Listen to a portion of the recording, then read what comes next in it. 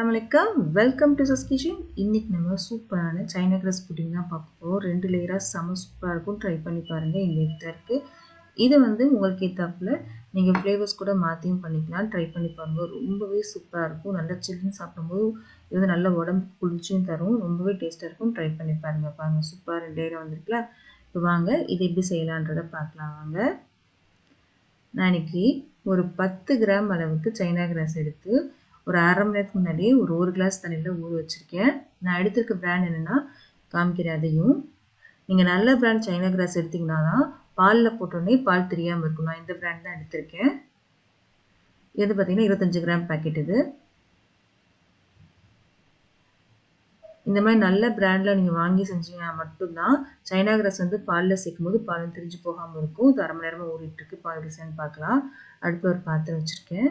இதில் கொஞ்சமாக தண்ணி சேர்த்துக்கலாம். பால் சேர்க்க போகிறோம், கீழே ஒட்டாமல் இருக்குன்றதுக்காக கொஞ்சமாக தண்ணி சேர்த்துருக்கேன்.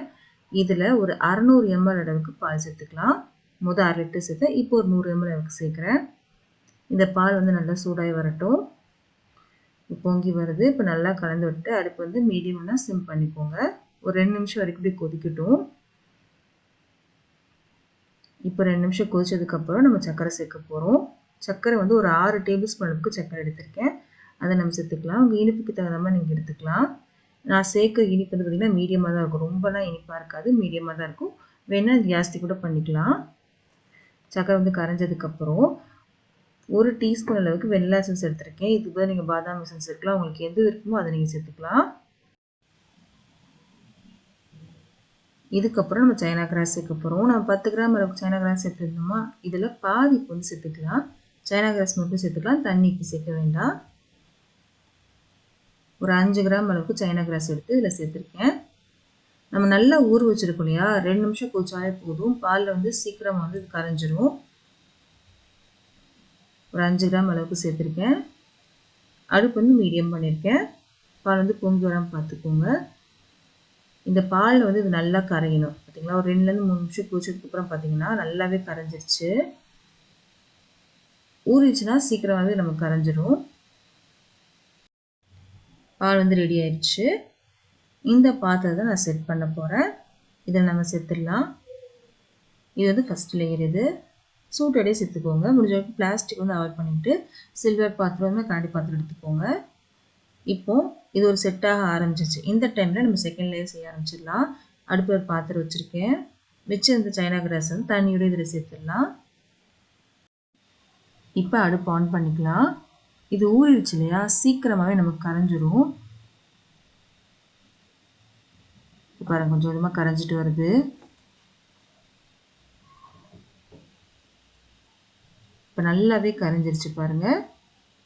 இப்போ இதில் நான் இன்னைக்கு ரோஸ் சிரப் சேர்க்குறேன். ரோஸ் சிரப்ஸ்லேயே பார்த்தீங்கன்னா உங்களுக்கு சுகர் இருக்கும். அதனால் சர்க்கரை எதுவுமே சேர்க்கலை. ஒரு 6 டேபிள் ஸ்பூன் அளவு தான் சேர்க்க போகிறேன்.